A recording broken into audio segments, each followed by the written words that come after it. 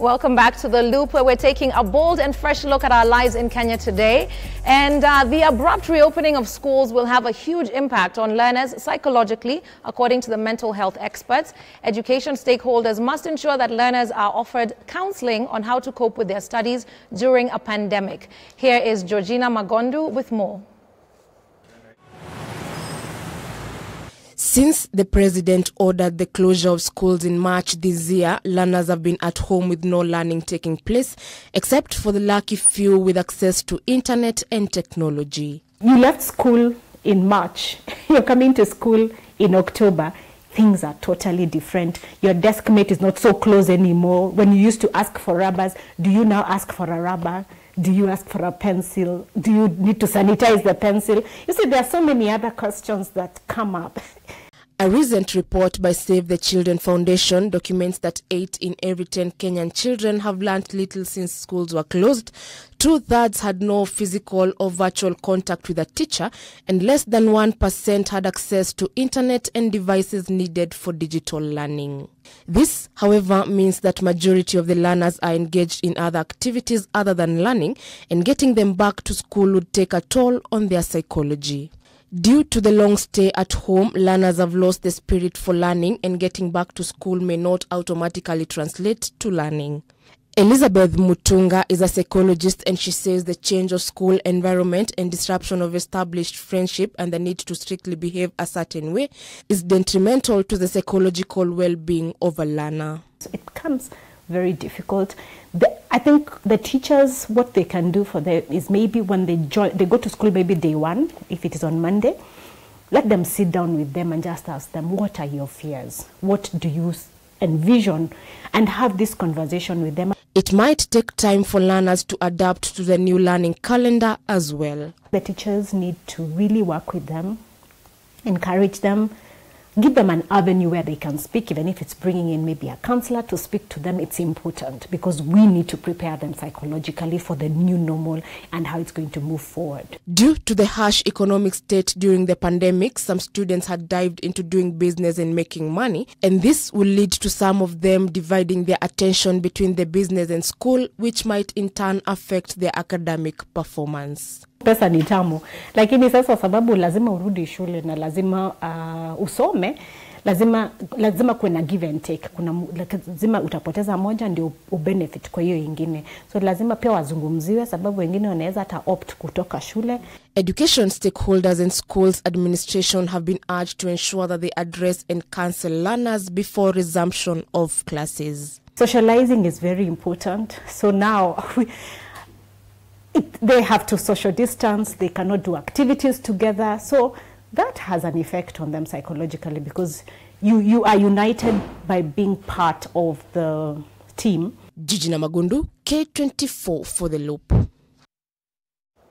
And welcome back to The Loop. This is a bold and fresh look at our lives here in Kenya. And today we're taking a bold and fresh look at the issue of mental health. Do we have a crisis of mental health in this country? We all talk about things like depression and anxiety and, I'm sad and I'm feeling low. But what does this all mean? And today we have an exciting panel here with us today to help demystify some of these terms, but also to get deeper into this conversation. And we want to hear from you as well. What are your thoughts and opinions around this issue? And you can talk to us using the hashtag TheLoopK24 on all our social media platforms. And of course, the WhatsApp number is on the screen right now. But we have an exciting panel of guests. Welcome, ladies. Thank you. I want to start with you, Maggie. You're a psychotherapist. Yes. What is the distinction between psychotherapist, psychologist, psychiatrist? What is what? In a way, all of them do similar work, but I want to start with psychiatrists because they're actually different. Those are medical doctors who just chose to specialize in mental health. So whereas their colleagues went to gynecology or some other specialty, they went to mental health. Okay. So they're the only ones who can prescribe medication. Right, got it. Right. So, and then you have psychologists and psychotherapists, and those two are very similar. Again, it's more of an orientation. So psychotherapists, psychologists do, I would say, more or less the same thing, talk therapy. But you find the orientation, like for me, I'm a psychotherapist. But really, if you want to get specific, I am a marriage, family, and sex therapist because I did my studying in MA, MFT, right? Marriage and family therapy. Okay. Somebody else will have an MA in counseling. Somebody else will have an MA in counseling psychology or psychological counseling or clinical psychology. And these are master's degrees when you say yes, MA, sorry, that's what that means. MA is a master's degree. So generally the good practice is to have a master's or above to practice. Okay. Especially from a global perspective. Okay. Yeah. So what are the top 3? Oh, sorry, I have not introduced you. Samoina Wangoi, who is the founder of Postpartum Depression Kenya. Welcome to the show. Thank you. So Maggie, quickly, what are the top 3 mental disorders that Kenyans are facing in terms of prevalence? What are the most prevalent? I don't know about most prevalent, but from what I see, there's a lot of depression. Oh. Yeah. There's a lot of anxiety. And then there are other disorders like bipolar, or certain symptoms are getting exacerbated now. During COVID? Yes, during COVID, because the stressors are just higher. The stressors are higher, there are more. People are being pushed to the edge of their resilience. And that's when some of the symptoms, some people were just quietly kind of managing themselves, going to work and hiding behind work. And now COVID has made it impossible to hide. Yeah, how do you know when you need like medication or treatment or something like that? Because I mean, even during this time of COVID, I had a tantrum. I almost punched a woman in a supermarket. I caught myself like, Wajiko, go home. Like, what's wrong with you? You know? So when people feel like they've gone too far, like for me, they'll reach out and say, I don't think I'm doing well, right? So the assessment may begin with me. If I feel that this person is maybe going through depression, and it may be not mild but moderate to severe depression, because everything for us really exists on a spectrum, because we can't see your brain and we can't really measure your chemicals, right? Okay. I will send them. I will send them to a family doctor because he or she is a good place to begin. I will send them directly to a psychiatrist. Sometimes I will send them directly to a hospital, like the emergency room. Go and get admitted. Oh, yes. Like you're a danger to yourself? Yes, if you're a danger to yourself. To others. So that's one of the 4 disclosures. For everything we talk about in talk therapy is confidential. But within the first 10 minutes of meeting a competent caregiver, they will tell you that there are 4 exclusions. If you're a danger to yourself, if you're a danger to another person, if you're a danger to property, and if you are a danger to a minor under your care, right? And I keep saying danger because sometimes you feel like you're dangerous to yourself, but we even have to assess that. Okay. Thoughts of death are not the same as thoughts of suicide. So there's a difference. Yes, oh, absolutely, there's a difference. Okay, and so you know, like, so when we hear these terms used interchangeably, you know, people say I'm depressed. Yes. When they just had a bad spell, something happened over the weekend, you know, you were coming from work and something happened in the matatu, and suddenly I'm depressed. Like Valentine punching someone. Yes, like, nearly punching someone. Nearly. Yeah, I was depressed. So what are the distinctions? Like, how do you know that this is anxiety, that's depression, that's something else? Yeah. I think I would want people to know depression is more than a feeling, it's a diagnosis. Okay. And then there are certain parameters that your psychiatrist, psychologist, psychotherapist may look at. For example, if you've been feeling sad or blue, you've been having the blues for more than 2 weeks, that is significant. But if you're having... 2 weeks? Oh, yeah. That seems short. Think about if you cried every day for 2 weeks, what that would mean. I've gone through breakups. One was so bad I cried for 82 days. I actually had a calendar. X. Every day you post. And then I was like, I didn't cry today. I'm over it. Who was that guy? Let's not change subjects. Let's not change topic. So Moina, you mentioned like a danger to a child, and you're working with women who are going through postpartum depression. Yeah. This is one of the issues that women talk about, is you want to harm your baby. What made you even seek help when you had your son? This was about 8 years ago, because he's 8.5 right now. I remember that morning it was just a rough, we'd had a rough night, hadn't slept well. And Maggie will tell you sleep deprivation for any mental illness just tends to make your mental illness worse. Okay. It tends to make the symptoms heightened. And we hadn't slept well. He was tantrumy, he was a colicky baby. And I remember that morning he just couldn't stop crying. So I looked at him and I was like just shut up, like nyamaza. And I know he's watching this interview, so yes, hi Jaden. And I remember I just slapped him at 5 months. Then there was that moment of what have I just done? What is this? But I remember thinking to myself, I never thought I'd get here. There's no mom who sits and thinks one day I'm going to slap my baby or I'm going to punch my baby. But like Maggie says, that's one, particularly now for postpartum depression, that is one of the symptoms that we're normally looking out for. Okay. If a mom feels that they are unable to bond with their child, or they find it difficult to have a relationship with a child, or they have thoughts of harming their child, then we have reason to be concerned. And like Maggie says, there are cases where we tend to escalate for immediate psychiatric evaluation, because then if a mom is suicidal, I mean, that's urgent. Yeah. What's the difference between the baby blues? I mean, most moms, we have a version of the baby blues, which is hormonal. Yeah. I think I was telling you how I cried on day 3 after having my son. Baby, yeah. And yeah, like how do you know the difference between baby blues and actually like postpartum depression? I'll chip in from the work that we've done, the experience that I've had with moms, and I know Maggie will also add something to that. But we like to break it down now to the mom who's watching at home. We tell them baby blues is very short-lived, and we attribute it to the hormonal fluctuations. You just got a baby, so your hormones are all over the place, and of course, there's the whole adjustment. You're not sleeping well. If you have a colicky baby, they're crying, learning how to diaper a baby, learning how to breastfeed. So actually a good number of moms, because we say 80% of moms will get baby blues. But then the key distinction with baby blues is that they are pretty short-lived. So we're looking at anything between the first few days and 2 weeks. And then they don't normally require treatment. I know Maggie will want to affirm that. They don't normally require treatment because, again, they tend to dissipate on their own. But with postpartum depression, we're looking at a mood disorder that lasts up to a year after birth. Oh, yeah. Yes. And you find situations where, for example, if you have a partner who doesn't understand what you're going through, then it becomes very, a very challenging environment to be in. Because as a man, I'll be looking and saying, now you're the one who's supposed to be the primary caregiver of this child, and you're behaving like this. So either umerogwa, or naenda kutafuta bibi mwingine, or I'm going to take some sort of action because I don't really understand what it is you're going through. And some even look at it as a cry for attention.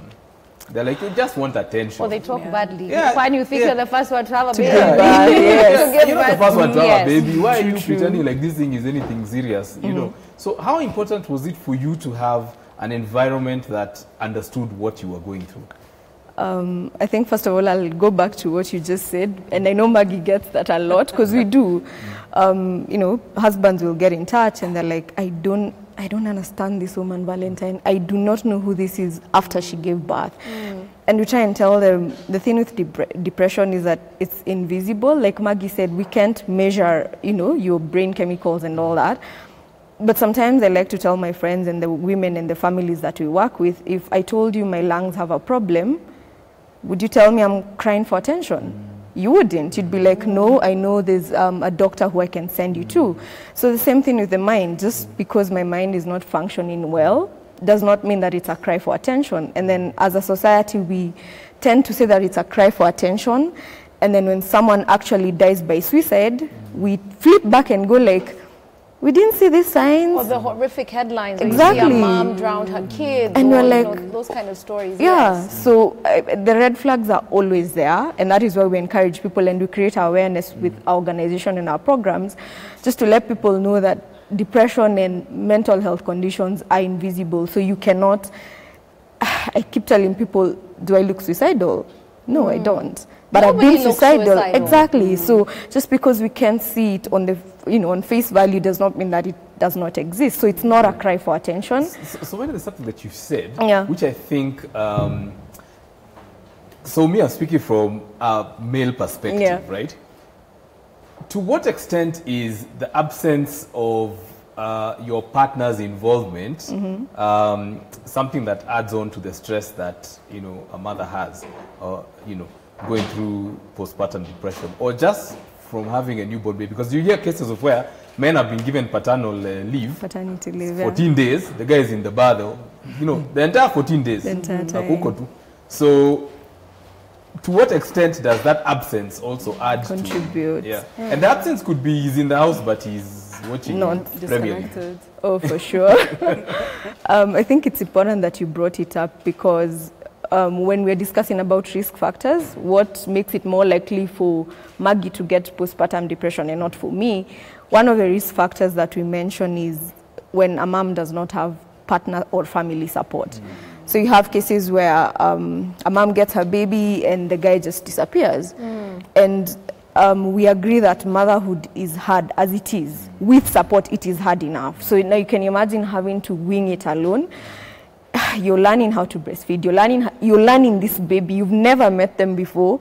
So it's just as hard for moms. And we keep telling moms, motherhood and breastfeeding and taking care of a child is natural. That we agree. But I keep telling moms, it is not automatic. It just won't land on your lap. It's something, yes, it's not just plug and play and now we are good, you know. So the absence of a partner, because motherhood as it is hard enough with support, with people around you.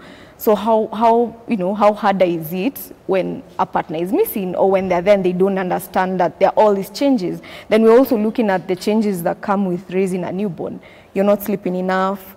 If baby is maybe a special needs baby or a high needs baby, then there are also the challenges that come with that. We're also looking at families where, you know, for socioeconomic reasons, there might not be provision for leave. So what does that look like for those moms? So partner support is absolutely, you know, it's fundamental for moms. We also talked about traumatic birth and that being a risk factor. And you were saying you're seeing more and more of that with the women you're working with. Yeah, especially we started support groups. We started virtual support groups with the organization for moms who've had postpartum depression. And we're noticing a lot more moms when you talk to them, because we try and, you know, have a conversation with them before we add them to the group. And when you dig a bit deeper, you realize this mom had a traumatic birth experience. What's a traumatic birth? Because I'm asking, I didn't realize until my son was 2 months old, after collecting little bits and bobs of information, that I had a traumatic birth. Because I had a C-section and I was under anesthesia, so I only have other people's recollection of that whole ordeal. It was an ordeal to me. So what is a traumatic birth? How do you even say I had one? Especially if it's baby number one and you've never been through this thing and you've just heard it's hell. You know what I mean? And the nurses there in the hospital are there telling you, Right? And there's a lot of that. There's a lot of that. So the trauma actually starts from the hospital. Sometimes even before.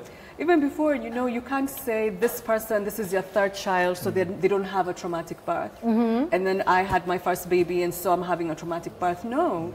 A trauma can occur at any time. You could even have the best doctor, the best facility, but maybe they didn't put the painkiller on time and so the anesthesia wore off.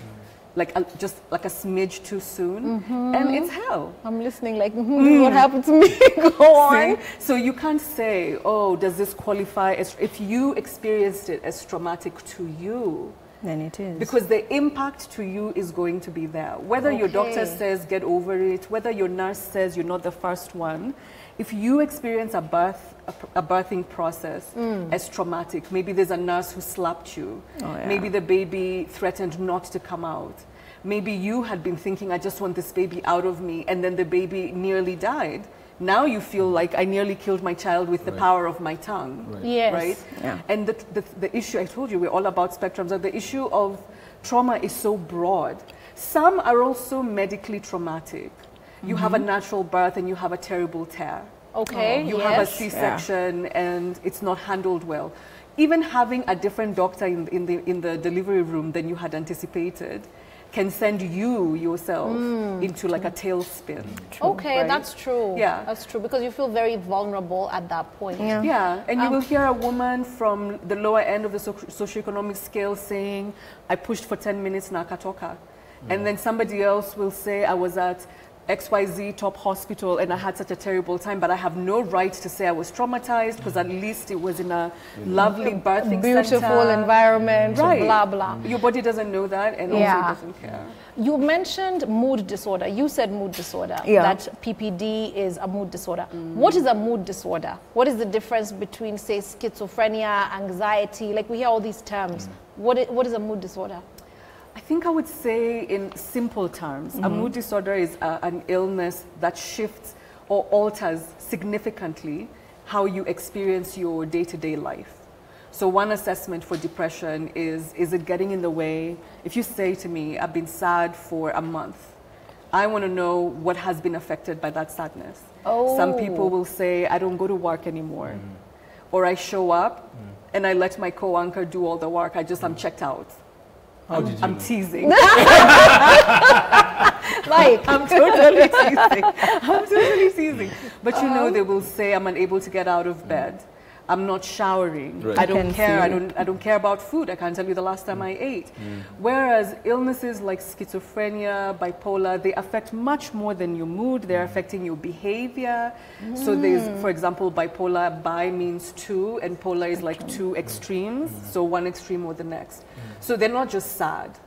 When they're on the higher end of that spectrum of bipolar, then they're painting on walls, they're creating like crazy. Some of their creations are legitimate and some of their creations are just, just things that don't really make sense. Okay. Yeah. And then when they're on the flip side, they're completely In a hole. in a hole. They can't get out. They can't move. They may be on the floor and you find them. Like they can't do anything. it's not And just they an don't artistic really have- personality. Oh gosh, So no. artistic personalities have a Yeah, midpoint. creatives Yeah, have a lot- creatives. creatives have a lot of. You're like, this guy is odd, he's a episode- creative. Yeah. This chick is bizarre. You know, Yeah. she's a creative, yes. But they also have times when they're just going through their normal life. Maybe they're kind of, she's an artist or he's an artist, is visible. Like when they're creating, don't talk to them. They close themselves for a day, a week, a month. But they're not going and removing their clothes. Oh, yeah. Okay. Right? When you're starting to behave in ways that don't fit more or less the extremes of society. Okay. Because no matter how crazy I am, like, I don't really comb my hair. But you know, there are other people in society that don't comb their hair, so I get away with it. But if I didn't comb my The hair loop is and grateful didn't that wear you combed your clothes, hair, Maggie. I know, I really, this problem. is for you, because Lord knows. But you know, if I'm removing my clothes and walking, if I'm screaming at people passing by, if I'm painting my walls with feces or urine, And there's a problem. that's what I mean. See that? Yeah, that. Okay. All right. That's Okay. that. So when things are, and people, for example, who are suffering from bipolar don't really seem to have a prolonged state of Normal. calm, Okay. like stability. They don't seem to have a prolonged state of stability. So you're in an extreme. This Yes, one, you're, this you're one. almost Either always end. in one extreme or the other. Schizophrenia comes with things like hallucinations, auditory, visual, you're feeling things on your skin. So that's totally different from, let's say, a mood Okay. disorder. A mood disorder is affecting your mood, really. Yes. And, yeah. I think Okay. let's hold that thought there for a while. We have to take a short break, but of course, remember, today we're discussing the issue of mental health in Kenya and asking, do we have a crisis of mental health in this country? And we want to hear from you. The WhatsApp number is on the line right now. Send us a WhatsApp video, send us a WhatsApp message. You can also talk to us on our social media platforms using the hashtag #TheLoopK24. When we come back, more with these amazing ladies on this panel, and we'll carry on this conversation about mental health.